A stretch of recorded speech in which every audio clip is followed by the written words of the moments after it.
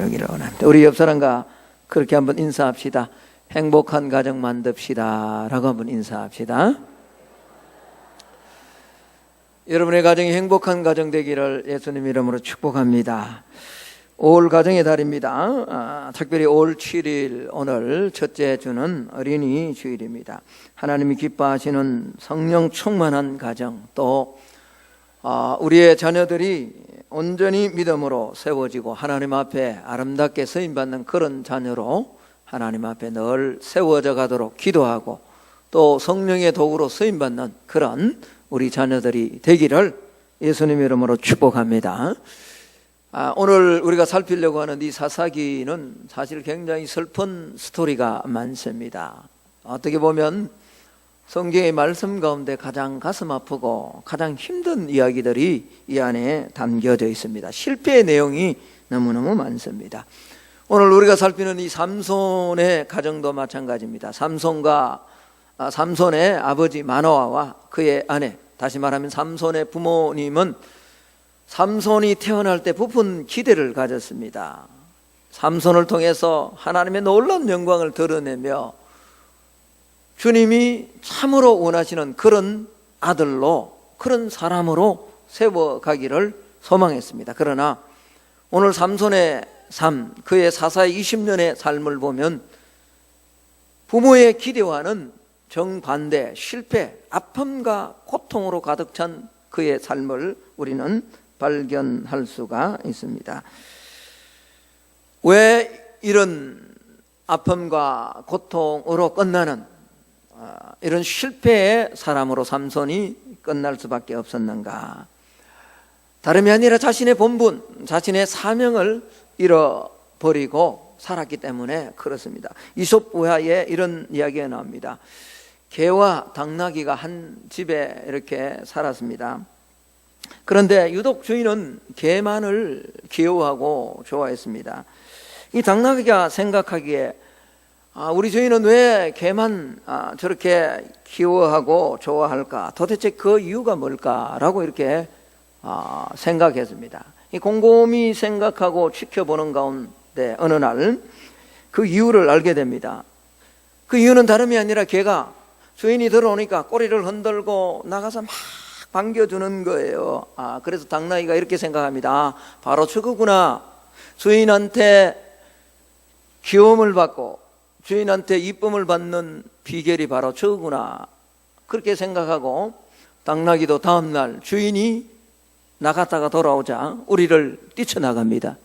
그리고는 꼬리를 흔들고 개가 하는 것처럼 막 그렇게 주인 앞에 알랑방구를 끈 거죠. 그런데 주인의 반응은 영 딴판입니다.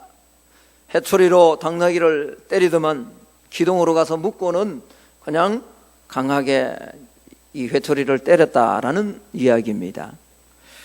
모든 사람은 자신이 지켜야 될 본분이 있습니다. 자신이 어떤 위치에 놓여 있고 자신이 해야 될 이유가 무엇인가 바로 깨닫고 그 사명과 본분을 마땅히 행할 때 그 직분과 사명을 맡겨둔 자로부터 칭찬받는 삶을 살아갈 수 있는 겁니다. 그러나 자신의 본분을 알지 못하고 개가 그렇게 움직인다고 당나귀처럼 자신의 본분에 맞지 않는 삶을 살아가면 실패하는 삶, 부끄러운 삶을 살 수밖에 없다라는 겁니다. 삼손은 태어날 때 나실인으로 태어났습니다. 그를 통해 하나님은 블레셋으로부터 이스라엘을 구원하기를 원하셨습니다. 그런데 이 본분과 이 사명을 잃어버리고 살다가 두 눈이 뽑히고 지하 감옥에서 연자 맷돌을 돌리는 실패자로 전락하고 말았다라는 겁니다. 여러분, 많은 사람이 세상을 살아가면서 원하지 않는 수많은 실패를 경험합니다. 왜 실패를 할까? 이런 데는 이유를 분석해 보면 여러 가지 이유가 있겠죠. 그러나 가장 근본적인 이유가 뭘까요? 우리가 실패하고 실수하고 넘어지는 이유는 인간은 연약하기 때문에 그렇습니다. 인간은 부족하기 때문에 그렇다라는 겁니다. 그러므로 어떻게 보면 실패는 지극히 인간적인 것인지도 모릅니다. 그러므로 우리는 모든 일에, 우리의 삶에도 실패의 가능성이 항상 열려있다라는 것을 염두에 두고 어쩌면 살아가야 됩니다. 불행하게도요, 우리가 살아가는 이 사회는 무한 경쟁 속에서 삶을 살아갑니다. 얼마나 힘들고 어려운 삶을 살아가는지 모릅니다. 경쟁이 치열해질수록 실패의 가능성, 낙오자가 될 가능성은 훨씬 더 강해집니다. 그래서 그런지 현대인들은 굉장히 위축된 삶을 살아가고 있습니다. 그런데 실패에도 하나님의 기쁘신 뜻과 섭리가 있다는 것을 우리는 기억해야 됩니다. 여러분, 특별히 삼손처럼 실패의 삶을 살한 이 성도 안에서의 실패는 반드시 하나님의 뜻이 있습니다. 성도에게 우연은 결코 있을 수가 없다라는 겁니다. 여러분, 왜 성도에게 실패가 찾아올까요? 많은 실패의 배후에는요, 하나님 없이 살겠다는 교만이 도사리고 있기 때문에 그렇습니다. 그래서 하나님은 크고 작은 일들에 성도들에게 실패를 주시고요, 그 실패를 통해서 자신의 모습을 바라보게 하는 거죠. 아, 나는 부족한 인간이다. 그리고 자신을 발견하고 전능자 되시는 하나님께로 돌아가게 하시기 위해서 하나님은 성도의 삶 속에도 실패를 허락해 주신다라는 겁니다.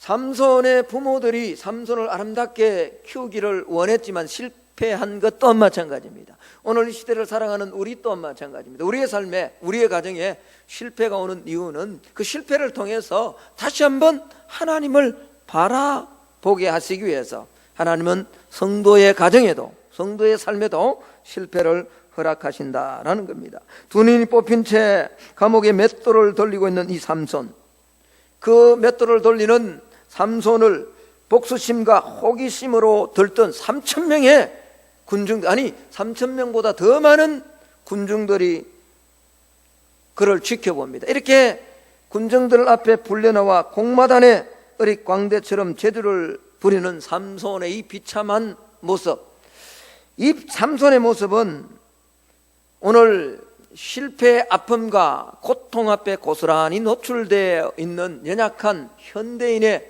자화상을 그대로 보여주는 것 같습니다. 자, 우리 오늘 읽었던 23절에서 25절의 말씀을 한번 읽기를 원합니다. 23절에서 25절까지입니다. 같이 한번 읽습니다. 시작.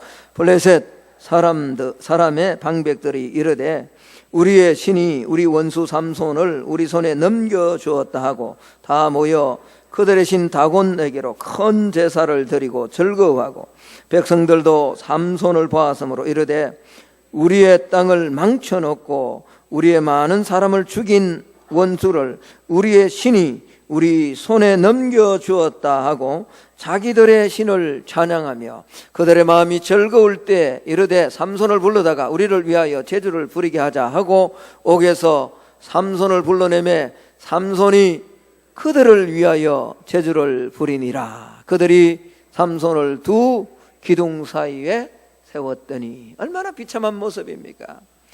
대적 원수 블레셋이 찬양을 합니다. 우리의 신이 이겼다라고 그렇게 소리를 지릅니다.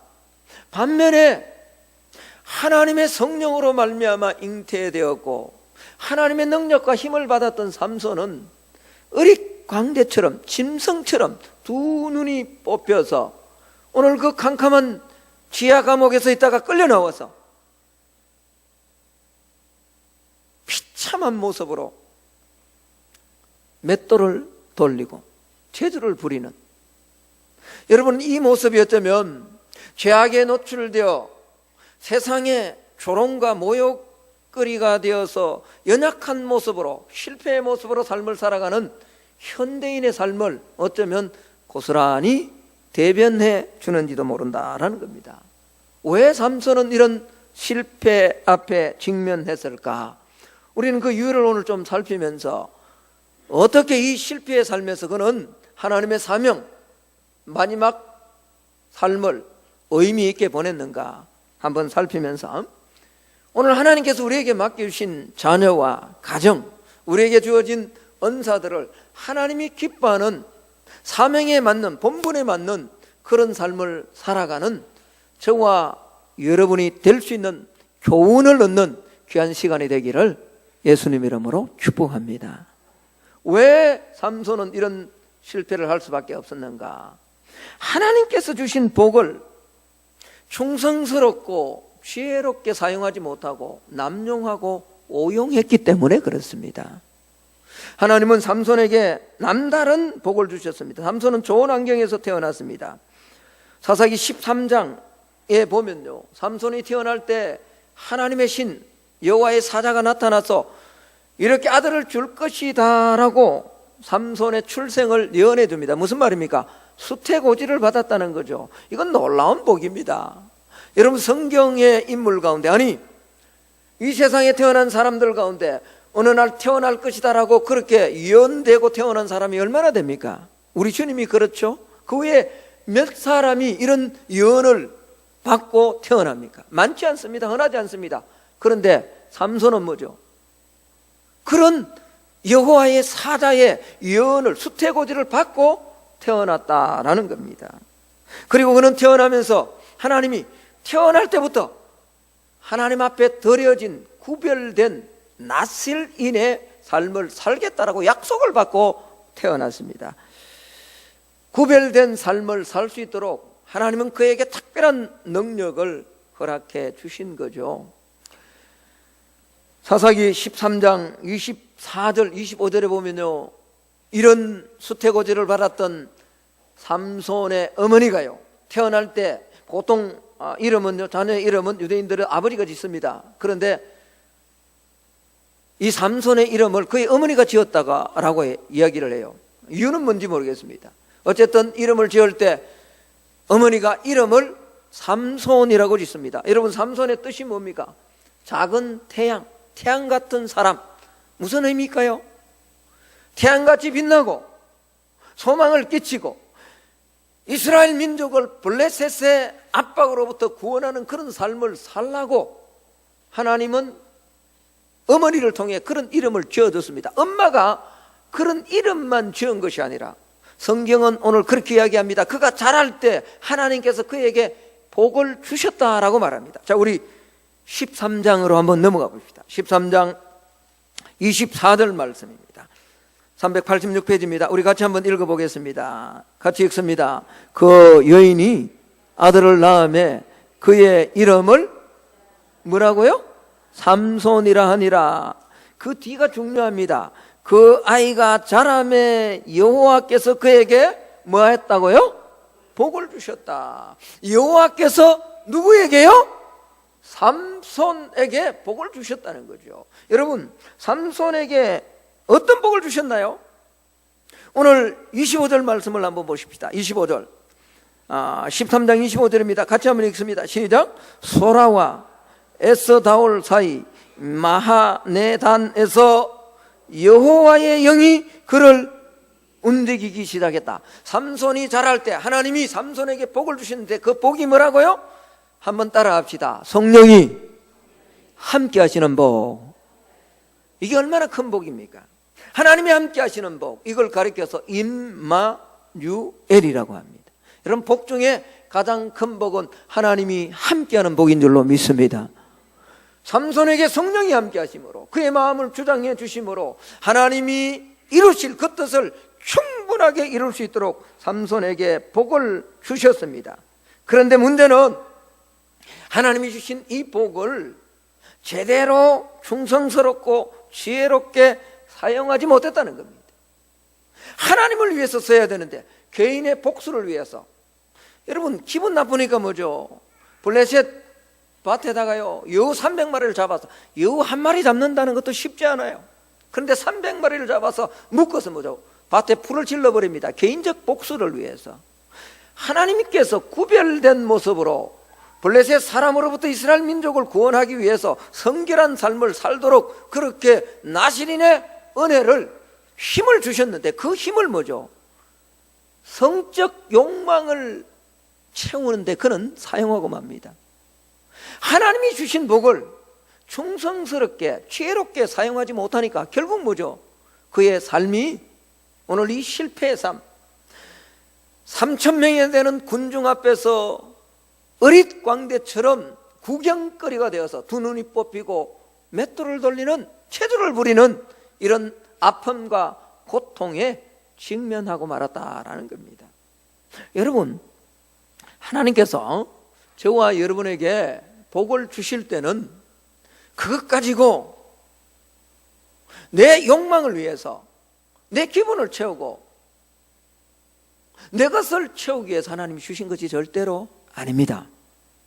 하나님이 복을 주셨다면 그 복으로 하나님의 영광을 드러내게 하시기 위해서 우리에게 복을 주신 줄로 믿습니다.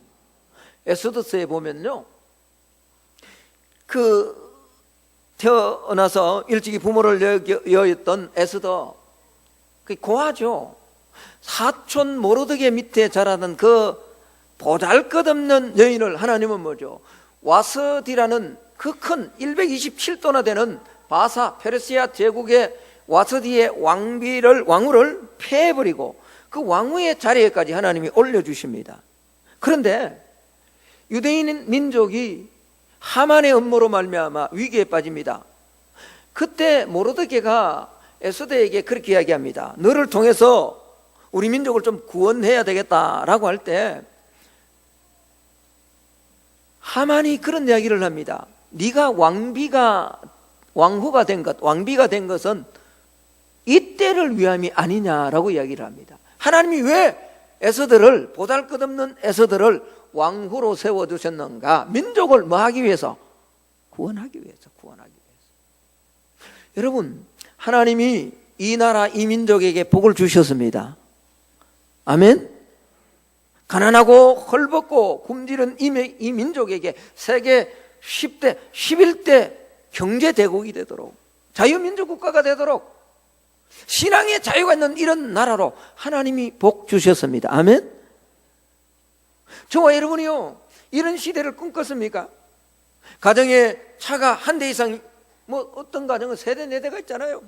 냉장고, 여러분, 과거 우리가 조금만 돌아보면 이게 먼 이야기가 아닙니다. 조선시대, 고려시대, 신라시대 이야기 아닙니다. 제가 어릴 때 이야기입니다. 언젠가 제가 말씀을 드렸습니다만, 독일에서 광부를 하시다가 돌아오셔서 독일어를 가르쳤던 우리 고등학교 선생님의 말씀이 제가 생생하게 기억납니다. 너희들이 커서, 그때는 가난했잖아요. 제가 곧 고등학교 때, 너희들이 커서 어른이 되면 한 집에 적어도 차 한두 대는 가지고 살 거다라고 이야기를 했습니다. 그때 그랬습니다. 많은 학생들이, 에이, 왜? 그때 그렇게 한 집에 차가 한두 대 있는 것은 흔한 일이 아니었습니다. 가난했습니다. 그런데 하나님은 이 민족에게 긍휼과 은혜를 베풀어 주셔서 이렇게 복을 주셨습니다. 건강을 주셨습니다. 믿음을 주셨습니다. 그런데 오늘 우리는 이런 복을 어떻게 사용하면서 살아가느냐라는 거죠. 여러분, 만약 우리가 하나님이 오늘 태어날 때 남다른 힘과 능력을 주고 남다르게 구별된 삶을 살 수 있는 환경과 여건을 주고 자라면서 복을 주셔서 하나님의 사명을 감당하도록 그렇게 복을 베풀어 준 그 복을 충성스럽고 지혜롭게 살지 못한 결과 오늘 삼손이 실패의 고통과 아픔을 만났던 것처럼 우리 민족이, 오늘 예배드리는 저와 여러분이 하나님이 내게 주신 복을 정말 충성스럽고 지혜롭게 사용하지 않는다면 우리 또한 전혀 예외가 아니라는 사실을 우리는 기억해야만 됩니다. 하나님이 우리에게 건강을 주셨을 때 이것 가지고 동서사방 천지로 돌아다니며 육체의 욕망을 채우라고 하나님이 건강을 주신 것이 아님을 기억해야 됩니다. 저와 여러분에게 물질을 주신 것 가지고 육체의 욕망을 채우라고 물질을 주신 것이 아님을 기억하셔야 됩니다. 지혜롭고 충성된 곳에 하나님의 복을 잘 사용할 줄 아는 저와 여러분, 우리 성만의 가족들이 되기를 축복합니다. 그래야 행복한 가정, 복된 자녀로 세워질 수 있습니다. 두 번째, 그의 실패 이유는 영적 실제에 대한 무지입니다. 오늘 16장으로 다시 한번 가봅시다. 16장 20절 말씀을 한번 보십시오. 놀라운 말씀을 기록합니다. 제가 한번 읽어봅니다. 사사기 16장 20절입니다. 들릴라가 이르되 삼손이여 블레셋 사람이 당신에게 들이닥쳤느니라 하니 삼손이 잠을 깨며 이르기를 내가 정과 같이 나가서 몸을 떨치리라 하였으나 그 뒷부분 같이 한번 읽습니다. 시작. 여호와께서 이미 자기를 떠나신 줄을 뭐 하지 못했다고요? 뭘 깨닫지 못했다고요? 하나님께서 자기를 뭐 했다고요? 떠났단 말이에요. 영적 무지예요. 영적 무지. 하나님이 더 이상 자신을 사용하지 않으심을 알지 못한 것이 삼손의 가장 큰 실패의 원인이다, 이유다라는 겁니다. 여러분, 저와 여러분 안에 성령이 역사하고 계십니까? 좀 진지하게 대답하십시오.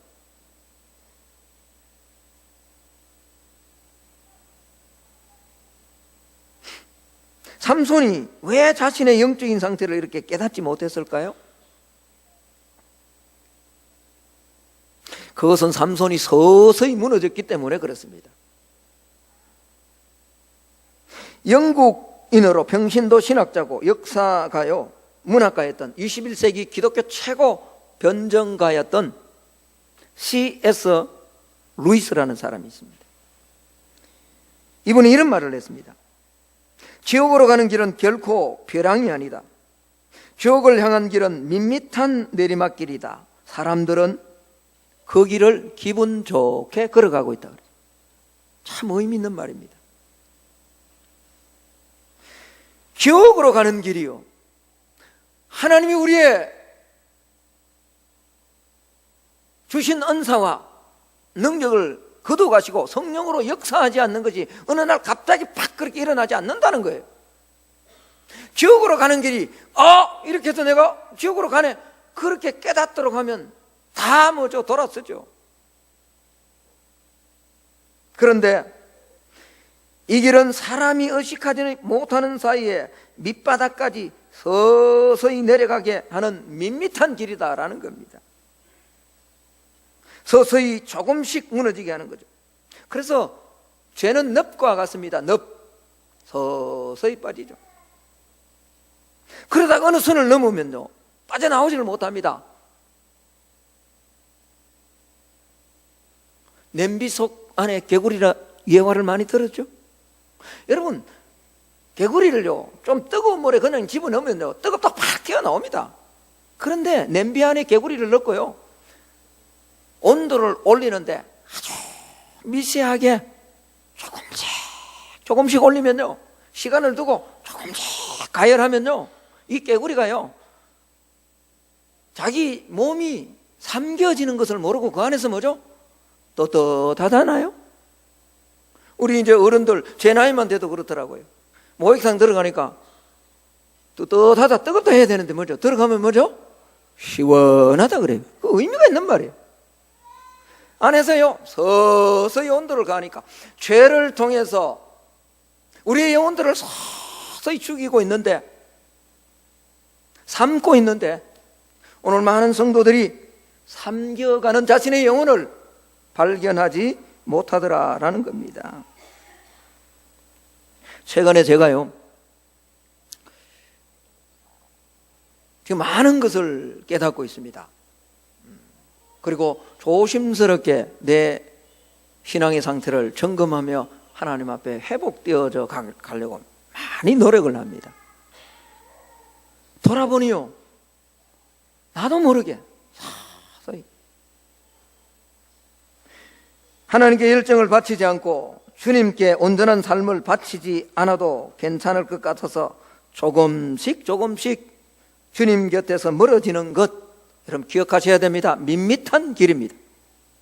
제가 처음 왔을 때 많은 사람들이 새벽 기도를 나왔습니다. 적어도 한 40명 이상은 계속 나왔습니다. 외부 성도들이 한 10명 정도, 우리 성도들이 적어도 한 30명 정도는 나왔습니다. 부르짖고 기도했습니다. 어느새 서서히 3년이 채 안 된대요. 서서히. 여러분, 주일에 교회 나가지 않아도 별 문제가 없죠? 별 탈이 없다라고 합니다. 말씀을 읽지 않는데도요, 아무런 그게 없어요. 서서히. 예배를 드리는데 간절함이 없어요. 그래도 가정에 별 문제가 없어요. 기억하십시오. 밋밋한 길을 걷고 있다는 사실을 기억하셔야 됩니다. 여러분, 오늘 현대 성도들의 최대의 위기가 뭔지 압니까? 영적 위기감을 모른다는 거예요. 목회자인 제가 그랬는데 여러분 어떻게 했냐고요? 생명이 아니라 죽음으로 가는 길을 걷고 있음에도 문제는 깨닫지 못한다는 거예요. 하나님의 영이 떠났는데 성령이 내 안에서 역사하지 않고 있는데 내가 주일날 예배드린다는 그것 하나로 위로를 삼는 거예요. 여전히 나 안에 하나님의 힘이 있다라고 생각하고 밋밋한 길을 걷고 있는 거죠. 나병 환자의 특징이 뭔지 아세요? 손이 떨어져 나가는데도, 발가락이 떨어져 나가는데도 감각이 없다는 거예요. 마귀가 주는 최고의 전략입니다. 마귀가 사용하는 최고의 전략입니다. 혹시 여러분 이번 한 주간 갈등이 일어날 때 어떻게 할 것인가라는 말씀을 조금이라도 고민하면서 지난 한 주간, 아니 그 말씀이 아니라 할지라도 여러분이 말씀을 읽다가 여러분의 마음에 감동이 온 걸 가지고 한번 그것 때문에 깊이 고민하면서 내 영혼을 어떻게 세울 것인가 한번 점검한 적이 있습니까?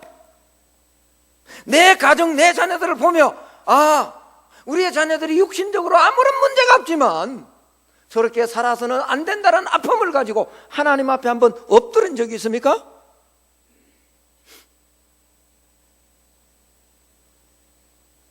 영적 둔감성이 저와 여러분의 삶을 실패로 인도하는 주범임을 우리는 기억해야 됩니다.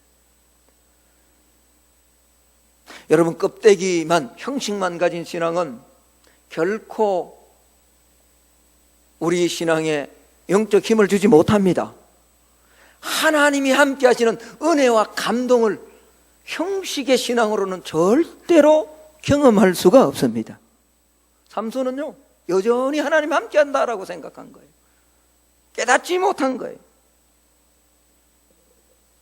하나님의 심판, 진노가 눈앞에 임박했음을 깨닫지 못한 이 영적 무지가 삼손의 실패이고 아픔과 고통을 맞이하는 그런 삶의 자리로 이끌고 말았다라는 겁니다. 여러분, 오늘 예배를 드리는 저와 여러분의 신앙을 다시 한번 점검하기를 예수님 이름으로 축복합니다. 진지하게. 그런데 오늘 그럼에도 불구하고 삼손이 마지막에 한 가지 잘한 것이 있습니다. 그는 생애를 마감하는 무렵에 오늘 자신이 잘못 걷고 있다는 것을 깨닫습니다. 그리고 하나님 앞에 자신이 살아오면서 가장 간절하게 기도를 드립니다. 그리고 마침내 실패를 성공적 삶으로 마무리하는 그런 은혜를 누립니다. 마지막 순간에 자기 삶을 역전시켜 승리했습니다. 눈이 뽑히고 짐승처럼 묶여서 맷돌을 돌리는 이런 실패 앞에 서기까지 삼손은 기도하지 않았습니다. 왜 기도하지 않았을까요? 이유가 뭘까요? 자신을 믿은 거죠. 여러분, 삶이 너무 바빠요. 경쟁이 치열해요. 남들보다 더 가지기를 원해요. 그런데 그것 때문에 내 영혼이 서서히 죽어가고 있다는 것을 전혀 인식하지 못한 채 여전히 교회를 나와 여전히 예배를 드려요. 그런데 어느 날 보니까 뭐죠? 내 영혼이 죽어 있어요. 성령이 역사를 안 해요. 말씀을 읽는데 감동이 없어요.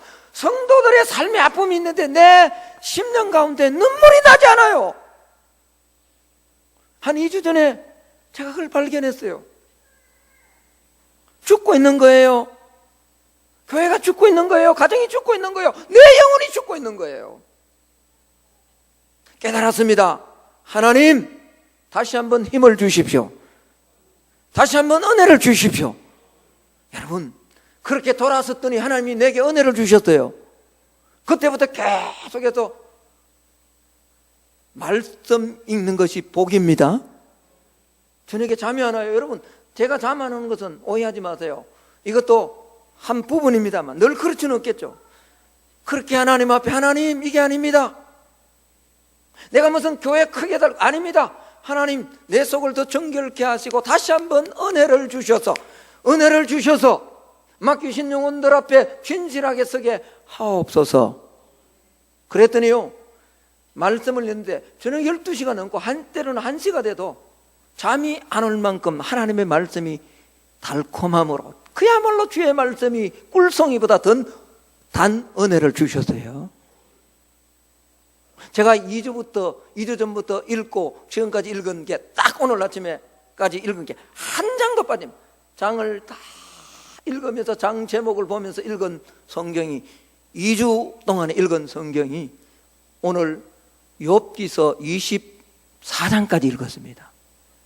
계속해서 다시 한번 하나님 앞에 기도함으로 우리의 연약함을 고백하고 회복되어지는 은혜가 있기를 축복합니다.